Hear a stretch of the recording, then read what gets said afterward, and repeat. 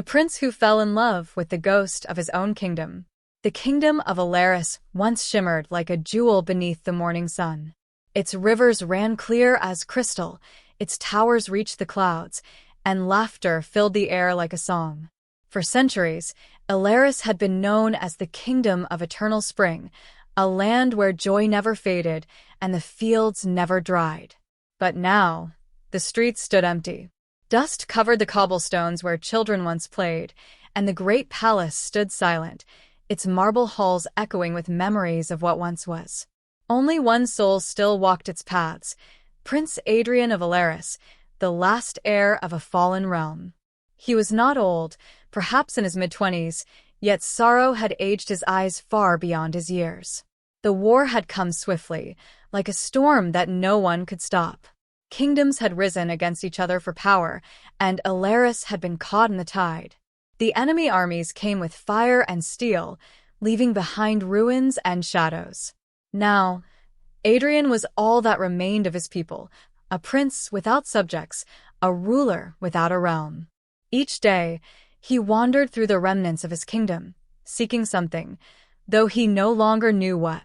Perhaps redemption, perhaps forgiveness, or perhaps just a reason to go on living when the world he loved had turned to ash. One evening, as twilight wrapped the ruins in shades of gold and violet, Adrien found himself standing in the courtyard of the old palace. The once beautiful fountain stood dry, its marble cracked, its sculpted angels worn away by time. He sighed softly, brushing dust from one of the broken wings. "How foolish we were," he murmured, his voice low, "to think glory could last forever." The wind whispered through the arches, carrying with it faint echoes, laughter, music, voices from another time. Adrien closed his eyes, half imagining he could still hear the songs of the festival, the laughter of the children, the gentle voice of his mother calling his name from the balcony above. When he opened his eyes again, the air had grown colder. There, at the edge of the courtyard, stood a figure. She was pale, almost too pale, like moonlight given form. Her long hair floated softly, untouched by the wind. She wore a flowing gown that shimmered faintly, though no light touched it. Her eyes, large and sorrowful, gazed at him with an emotion he could not name. Adrien froze, his heart pounding. For a moment, he thought he was dreaming. "Who are you?" he whispered. The figure tilted her head, as if studying him. Her lips parted, and a voice, soft as a sigh, drifted through the still air. "I could ask you the same, stranger. No living soul has walked these halls for many years." Adrien stepped back, gripping the hilt of his sword, though his hand trembled. "I am no stranger," he said. "This is my home. I am Adrien, Prince of Elaris." The woman's eyes widened, shimmering faintly with something like recognition. Then sadness. "The prince," she murmured, almost to herself. "Then you have returned." Adrien frowned. "Returned? What do you mean?" But before he could take another step, the figure began to fade, her outline melting into the twilight mist. Her voice lingered, like a whisper carried by the wind. "Seek me where the roses still bloom." And then she was gone. Adrien stood in silence, his breath visible in the cold air. He looked around, half expecting her to reappear. But there was nothing, only the wind and the shadows of the past. For a long moment, he wondered if he had gone mad. Perhaps loneliness had finally taken hold of his mind. Yet deep inside, he knew what he had seen was real. The sorrow in her voice, the ache in her eyes, it had not been an illusion. He turned his gaze toward the western gardens, the place where, once upon a time, the royal roses had grown in thousands of colors. The gardens had been his mother's favorite place. If any flowers still bloomed there, even after the war, it would be a miracle. And so, guided by a whisper, Adrien began to walk. The path to the gardens was overgrown. Ivy crawled across the statues, and fallen leaves covered the marble steps. The air grew colder the closer he came, and a strange mist hung over the hedges, glimmering faintly in the moonlight. When he finally reached the heart of the garden, he stopped. There, beneath a withered tree, grew a single rose bush. Its leaves were silvery and thin, yet at its center bloomed one perfect white rose. It glowed faintly, like it held the memory of light itself. Adrien knelt beside it, unable to look away. And then he heard her voice again. "You found me." He looked up sharply. The woman stood before him once more solid now than before. Her eyes glowed faintly, their depths filled with endless sorrow. Adrien rose slowly. "You're real," he said softly. "Who are you? Why are you here?" The ghost smiled faintly, though tears glimmered in her eyes. "I am what remains of this kingdom," she whispered. "When the war came and the palace fell, I stayed behind. My name is Elaris. Once, I was the guardian of Elaris, sworn to protect its people, its dreams, and its prince." Adrien's heart ached at her words. "The guardian you protected us?" "I tried," she said, her voice breaking. "But I failed. I could not save your kingdom. I could not save you." "You didn't fail," Adrien said quietly. "No one could have stopped what happened. Not even I." She shook her head, her hair flowing like mist. "Perhaps. But a guardian's duty does not end with death. I linger here, bound by the sorrow of this land, waiting for something I no longer remember." The prince stepped closer, his voice soft. "Then maybe I was meant to find you." Elaris looked up, meeting his eyes for the first time. For a long, fragile moment, the living and the dead simply stared at one another. Two souls bound by loss. "Perhaps you were," she whispered. The wind stirred, and somewhere in the distance, a faint melody rose, the ghostly echo of a forgotten song. In that moment, beneath the pale moon and the blooming white rose, a strange feeling stirred in Adrien's heart. Something gentle. Something he hadn't felt in years. Hope. The night stretched deep and silent over Elaris, and the moonlight painted the ruins in silver. Prince Adrien stood in the garden long after Elaris' ghost had faded, the white rose trembling faintly in the breeze. The echo of her voice lingered in his heart like a melody half-remembered, a haunting, fragile promise of something beyond grief. When dawn came, soft and pale, Adrien awoke from uneasy dreams and returned to the palace. The halls were empty, yet now they felt different. Not entirely dead, but sleeping. He could almost feel eyes upon him, soft whispers brushing against the edges of his thoughts.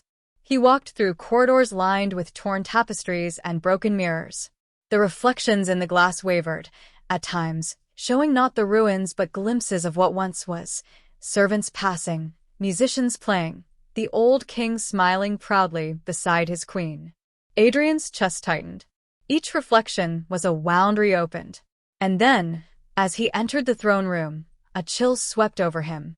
The great doors creaked open as if by unseen hands, and for a heartbeat, he heard the faint sound of footsteps. "Elaris," he called. No answer. Only the wind sighing through the broken windows. Yet when he turned, she was there, her form shimmering faintly in the dim light. "Why do you linger here, Prince?" she asked softly. "The living should not dwell among ghosts." Adrien faced her, his eyes steady. "Because this is my home. I can't abandon it, not again. If I must walk through memories to find what remains, then so be it." Elaris' expression softened, and she stepped closer. "Then perhaps you truly are your father's son." At that, Adrien looked away. "You knew him?" "I served him," she said. "I was one of the royal guardians, charged with protecting the king's secrets, and yours, though you were but a child then. I watched over you as you learned to ride, as you sneaked into the library to read forbidden tales." Adrien blinked in surprise. "You remember that?" A faint smile touched her lips. "I remember everything. Even the day you gave me a flower, a blue hyacinth, and said it matched my eyes." His breath caught. "That was you." She nodded slowly, her ghostly form flickering with emotion. "Yes, my prince. Before the war, before death claimed us all." Adrien's heart twisted. "If you were so close to the royal family, why didn't I remember you?" Elaris hesitated, her gaze falling to the cracked marble floor. "Because I was meant to be forgotten." He frowned. What do you mean? There was a spell, she whispered, cast by the royal magus at the king's command. It was meant to protect me and you. I had learned a truth that could have destroyed the kingdom. The king ordered my memory erased from the minds of the living, even yours. Adrien felt a chill crawl down his spine. A truth? What truth? Her eyes met his, sorrowful, shimmering with pain. That the kingdom's power, its endless spring, was not a blessing of nature, but a curse of the soul. Elaris lived in eternal bloom because it was bound to something unnatural, a pact made long ago, sealed in blood. Adrien's breath quickened. A pact? With whom? With the spirits of the Vale, Elaris said quietly. They promised prosperity in exchange for the life force of the royal line. Each generation of Elaris's kings offered part of their soul to keep the land fertile. When your father refused to continue the pact, the balance broke. The enemies were drawn to the weakening magic, and the kingdom fell. Adrien stared at her, his mind reeling. Then my father's defiance doomed us? No, she said gently. He chose freedom over false paradise. The war might have ended us, but the curse was already unraveling. The fall of Elaris was not your father's sin. It was the price of breaking the chains. Adrien turned away, gripping the edge of the shattered throne. And you? How did you die? I stayed, she whispered. When the fire came, I refused to leave. I tried to protect the people, the children, the palace. I used the last of my life to shield them. My body burned, but my spirit lingered, bound to this land by sorrow and unfinished duty. Adrien closed his eyes, feeling a lump form in his throat. You sacrificed yourself for us. She smiled faintly. I only did what love demanded. He looked at her, his chest aching with something he could not name. Love. Her gaze softened. Love for the kingdom. For its people. For she stopped herself, shaking her head. It does not matter now. But Adrien felt it, the words she didn't say. Something inside him stirred, something fragile and forbidden. Days passed, though time felt strange within the ruins. Each evening, Elaris appeared, sometimes in the garden, sometimes in the library, where dust-covered books whispered of forgotten dreams. She taught him how to hear the echoes, the lingering voices of those who once lived there. He listened, sometimes hearing the laughter of servants or the soft songs of his mother's harp. Together, they began to restore small corners of the palace, not with tools, but with memory. When Elaris spoke of a place, it briefly came alive again. The sound of footsteps, the faint warmth of light, the scent of spring roses. Adrien realized that her memories could awaken pieces of the kingdom, but only for moments. One night, beneath a starlit sky, he found her standing by the fountain again. The water, dry for years, now shimmered faintly as if reflecting another time. Elaris, he said quietly, what happens if the curse is broken? She turned to him, her expression unreadable. If the curse is broken, the spirits will be freed, and so will I. Elaris will finally rest. And you? She smiled faintly. Then I will fade, as all ghosts must. Adrien's heart clenched. There must be another way. You don't deserve to vanish. You deserve peace, yes, but not nothingness. Elaris looked at him long and hard. Peace is nothingness, my prince. I have lived too long in sorrow. You cannot save me. But Adrien stepped closer, his voice trembling with quiet determination. Then let me try. If there's even the smallest chance, I'll find it. For the first time, her ghostly eyes filled with tears. She reached out, her hand hovering just before his face, close enough that he could feel the chill of her presence. Why? She whispered. Why do you care for a ghost? Adrien swallowed. Because perhaps I see more life in you than in anyone I've ever known. Her lips parted slightly, and the faintest smile touched them. Then, my prince, she said softly, follow the whispers. They will lead you to the heart of the curse, beneath the palace, where the spirits sleep. But beware, not all ghosts wish to be freed. The wind rose suddenly, and her form began to fade again into the night mist. Elara. Adrien called, reaching for her.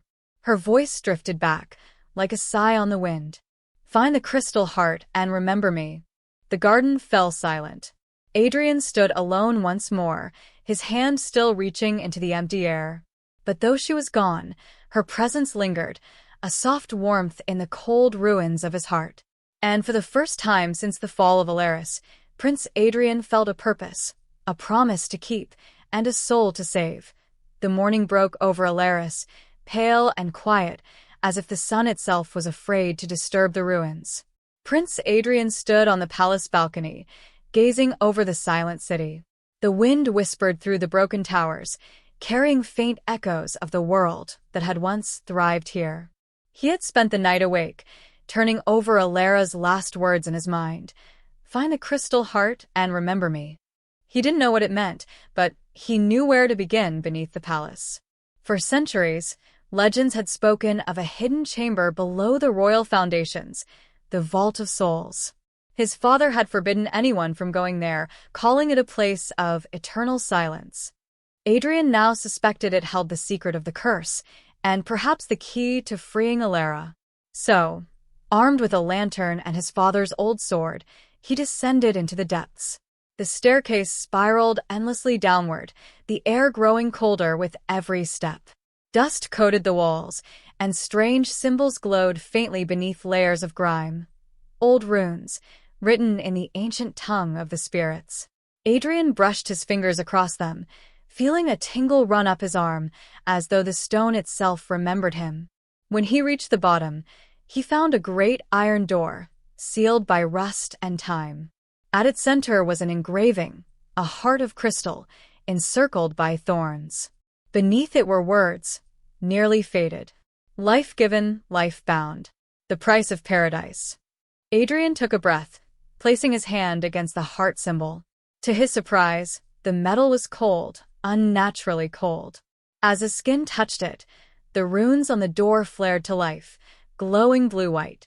The door groaned and slowly opened.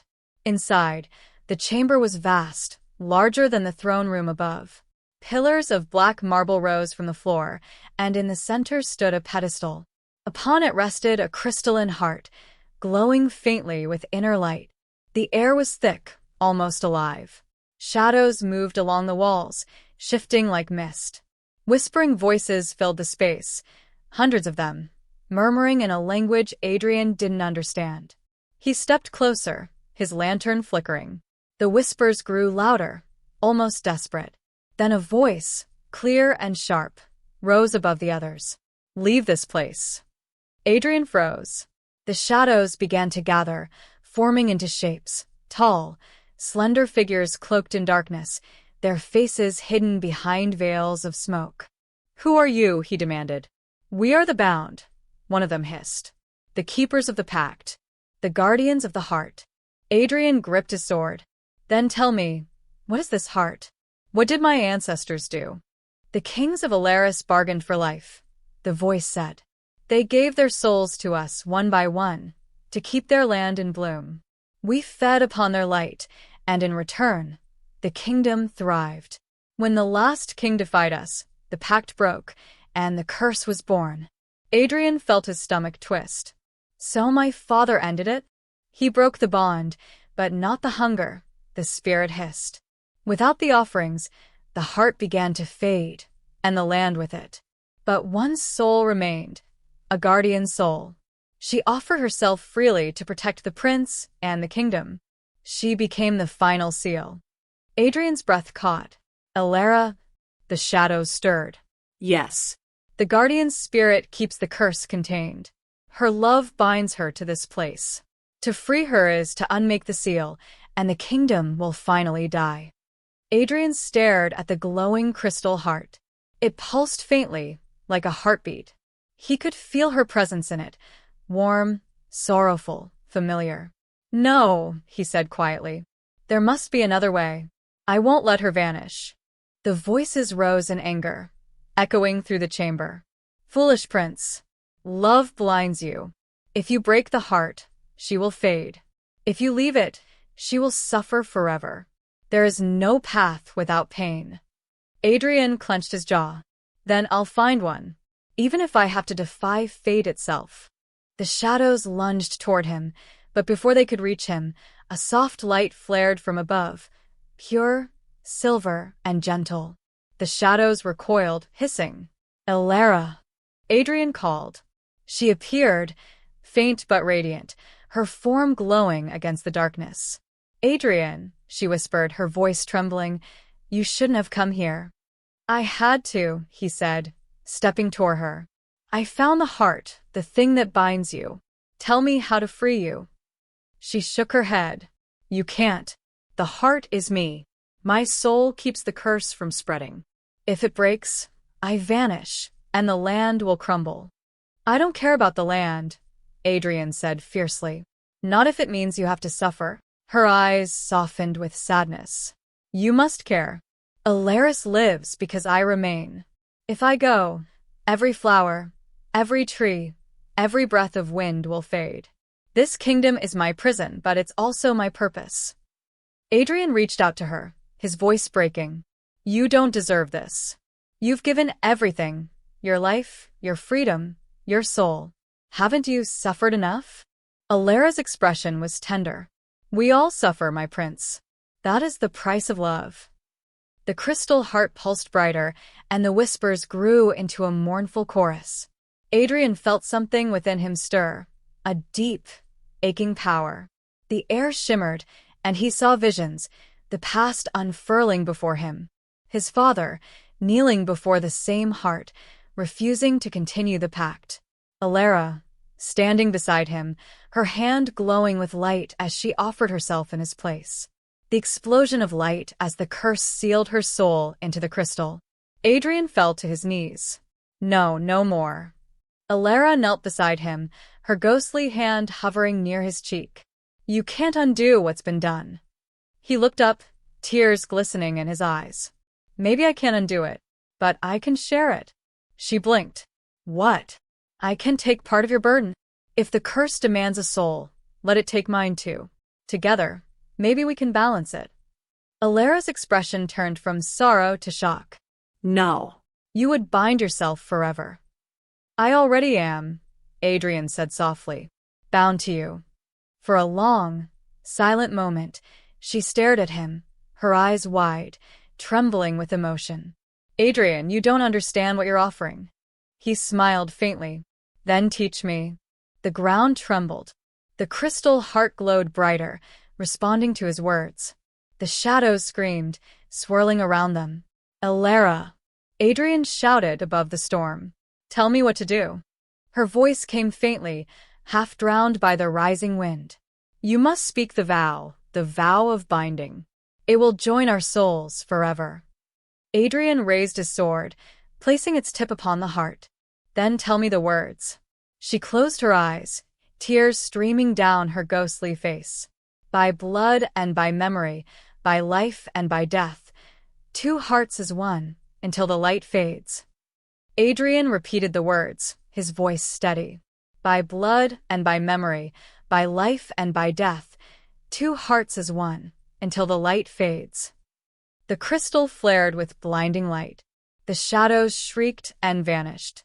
Adrien felt a searing pain in his chest, then warmth, overwhelming, pure and endless.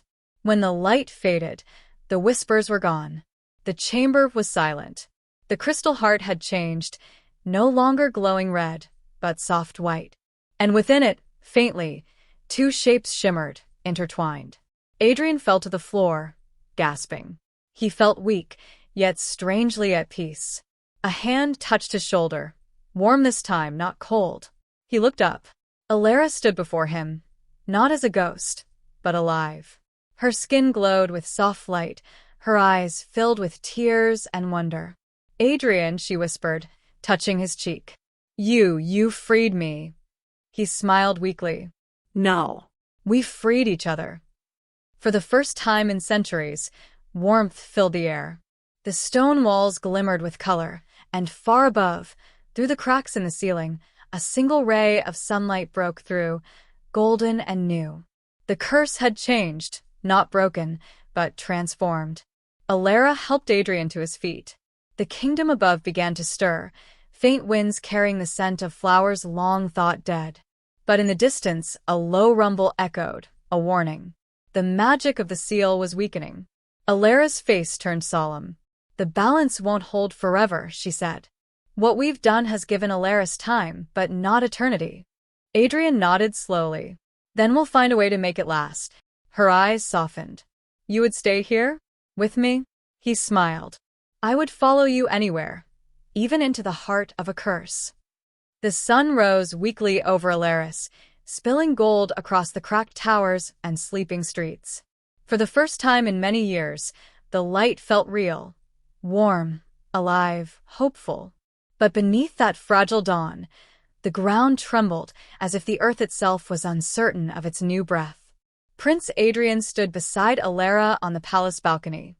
She looked alive now. Her feet touched the marble, her hair glimmered with sunlight, her voice no longer an echo. But her eyes held a shadow, a flicker of worry she couldn't hide. "The curse has changed," she whispered, looking toward the horizon. "It no longer devours the living, but it still binds this land. The spirits, they will not accept what we've done."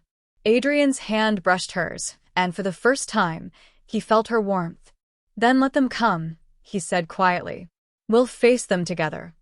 Elaris smiled faintly, though sorrow lingered in her gaze. "You speak like a king." "I speak like a man with something worth protecting," he replied. The days that followed were strange and beautiful. The once dead gardens began to stir, vines creeping from the soil, petals unfurling shyly beneath the sun. Birds returned to the trees, and the air filled once more with faint songs. Elaria walked through it all with wonder, rediscovering sensations she had long forgotten. The scent of roses, the warmth of morning, the feel of the wind on her face. Yet, as the land revived, cracks began to appear in the sky, faint shimmering lines, like fractures of light. The veil between worlds was thinning. At night, Adrien began hearing whispers again, not gentle this time, but sharp and angry. The spirits of the veil had not vanished. They had been waiting. One evening, as twilight fell, Adrien found Elaria standing in the grand hall, gazing at a mirror that had survived the centuries. Her reflection shimmered, faintly transparent. "Elaria," he said softly. She turned, her expression distant. "I can feel it. The balance is slipping. The bond we made is holding the curse together, but it's unraveling. The spirits want me back, and they'll come for you too." He stepped closer, his voice steady. "Then let them. I won't let them take you." Her eyes filled with tears. "Adrien, you don't understand. If they tear the bond apart, it will destroy you. Your soul is linked to mine now. Whatever happens to one will happen to the other." "I know," he said simply. She looked at him long and hard. "You're willing to die for me?" He smiled faintly. "I already did, the moment I chose you." That night, the storm came. It began as a whisper, a low rumble beneath the ground, and then the air split open with a sound like breaking glass. From the fissures in the sky poured shadows, dark, swirling figures that glowed with cold blue fire. Elaria gasped, clutching her chest as pain shot through her. The spirits were pulling at her soul, dragging her back toward the void. Adrien caught her as she stumbled. "Stay with me." The shadows circled them, their voices hissing like the wind through tombs. The pact was broken, the heart defiled. The prince must pay. Adrien drew his sword, the blade gleaming faintly with the light of the heart still pulsing within him. "Then come take it," he said. The shadows lunged. The battle was unlike anything mortal, not fought with steel and blood, but with will and spirit. The shadows struck like ice, clawing at Adrien's chest, trying to tear free the light bound within him. Elaria raised her hands, light pouring from her palms, forming a barrier of silver fire. Each wave of darkness that hit them weakened her. She staggered, her form flickering. "I can't hold them much longer." Adrien grasped her hand, channeling his strength through their bond. The white glow around them brightened, pushing the spirits back. "Elaria," he shouted over the roar of the storm. "There has to be a way to end this." She shook her head. There is only one. We must complete the binding, fully.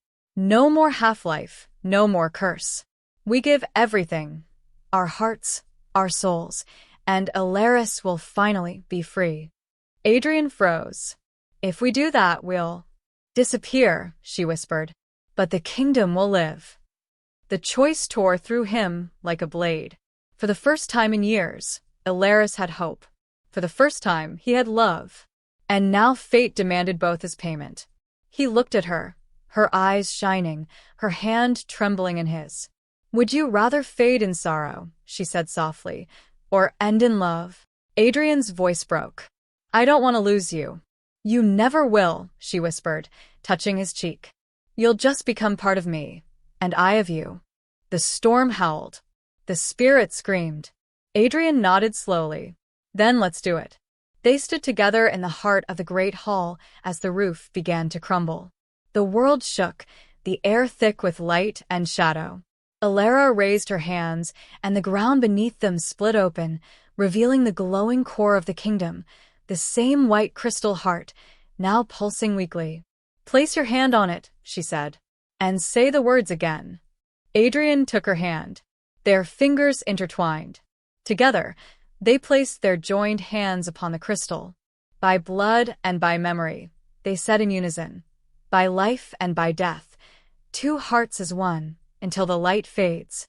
The crystal flared with impossible brilliance. The spirits shrieked, dissolving in the light. The fractures in the sky sealed. The darkness melted away. Adrien felt warmth flooding through him. Not pain, but peace. The light wrapped around him and Elaris, weaving their souls together until there was no boundary between them. He could feel her heartbeat as his own. Her memories flowed into his, her laughter, her sorrow, her centuries of loneliness.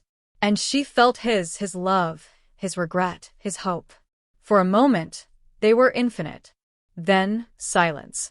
When the light faded, the great palace stood whole once more. The fountains flowed. The gardens bloomed. The wind carried music again, faint and pure. But the prince and the guardian were gone. Only two white roses grew from the spot where they had stood, entwined, glowing softly in the dawn. The people of Elaris, long thought lost, began to return, awakened from the curse's long slumber. They found the kingdom alive once more, its curse lifted, its sorrow gone. No one ever saw the prince or the ghost again. Yet sometimes, when the moon was high and the roses swayed in the wind, those who walked through the palace gardens swore they heard faint laughter and saw two shadows, hand in hand, wandering through the blooming night. Years passed, and the story of the fallen prince and the ghostly guardian became a whisper carried by the wind, a legend woven into the heart of Elaris. The kingdom, once a ruin of silence and sorrow, had awakened from its long sleep. The rivers sang again, the fields bloomed with color, and laughter returned to the streets. But though the people rejoiced in their newfound peace, they knew, deep within their hearts, that their salvation had not come without sacrifice. At the center of the palace gardens, where the curse had ended, two white roses grew side by side. No matter the season, no matter the years that passed, the roses never withered. They glowed faintly at night, shimmering beneath the moonlight, and the air around them always carried a faint warmth, as if touched by love itself. The people called them the Eternal Roses. And so began the legend of Prince Adrien and Lady Elaris, the two souls who saved Elaris from the darkness. The new generation of rulers, descendants of the families once loyal to the old throne, built their homes again, but they never sat upon the golden seat in the throne room. Instead, they left it empty, draped in white silk, a symbol of the prince who had given everything. Children grew up hearing the story. They would sit beneath the roses, listening as elders told the tale of a prince who wandered through ruins and found love not in the living, but in the soul of a ghost. Love stronger than death, they would say.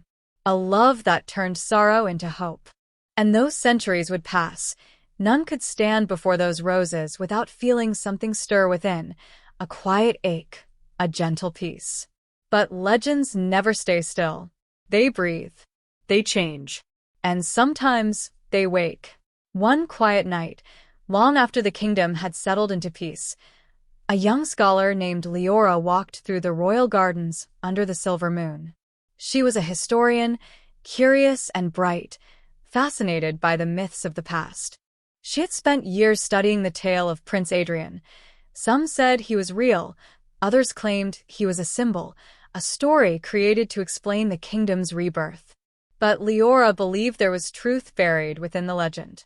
She knelt beside the twin roses, brushing her fingers gently over their petals. "They say you were real," she murmured, "that you loved a ghost and saved a dying kingdom. But was it love that freed you, or something greater?" The wind stirred, soft and cool. The roses trembled. Leora frowned, glancing around. The garden was still, yet she could swear she heard a faint melody, soft and sweet, like a lullaby sung long ago. She stood slowly, following the sound. It led her toward the old fountain, now flowing again with clear water. There, reflected in the pool, she saw something, not her own face, but two figures standing together in the water's surface. A man and a woman. The prince and his guardian. Leora gasped, stepping back. "It can't be." The reflection shimmered, and the woman in it, Elaris, turned her head as if seeing her for the first time. Her voice was soft, like the sigh of wind through leaves. "You hear us." Leora's heart pounded. "You're real?" Elaris smiled faintly. "Once, long ago. Now we are only memory, the echo of love that built this peace." The reflection of Adrien stepped closer, his eyes kind. "Elaris lives because we became part of it. Every bloom, every whisper of wind, it's our heartbeat." Leora felt tears sting her eyes. "Then you're still here?" Elaris's reflection nodded. "Not as before. But love never truly fades. It lingers in those who remember." The image wavered, the water rippling as if stirred by unseen hands. Adrien's voice was fading now, distant but warm. "Tell them our story. Not as tragedy, but as truth, that love, in its purest form, asks for nothing but to give." And then they were gone. The water stilled. The night grew quiet again. Leora stood for a long time, gazing at the reflection of the moon. Her heart felt heavy, but also full, filled with something she hadn't known she was missing. When dawn came, she began to write. Her quill moved quickly, as if guided by another hand. She wrote of the lost prince who wandered through ruins, of the ghost who guarded his broken kingdom, of their sorrow, their sacrifice, and their love that defied death. Her book was called The Eternal Garden. When it was finished, she placed a single copy beneath the twin roses, whispering, "Your story will never be forgotten." Years passed again. The book spread through the lands, across kingdoms and generations. It was read by lovers, by dreamers, by the lonely and the hopeful. And in every corner of the world, people began to believe that even in the darkest ruins, love could bring light. Some said that on moonlit nights, if two lovers stood beneath the twin roses and made a promise, their hearts would be bound forever. Not by magic, but by the blessing of the prince and his ghostly bride. Others claimed that sometimes, if one listened closely, one could still hear laughter echoing through the halls, the sound of two souls dancing in eternity. And so, Elaris became known not only as the Kingdom of Eternal Spring, but as the Kingdom of Eternal Love. The roses never withered. The song never faded. And beneath every blossom, beneath every beam of moonlight, the memory of Adrien and Elaris lived on, not as ghosts, not as myths, but as the living heart of a land reborn. For some loves never end. They simply change shape, turning sorrow into song, and loss into forever.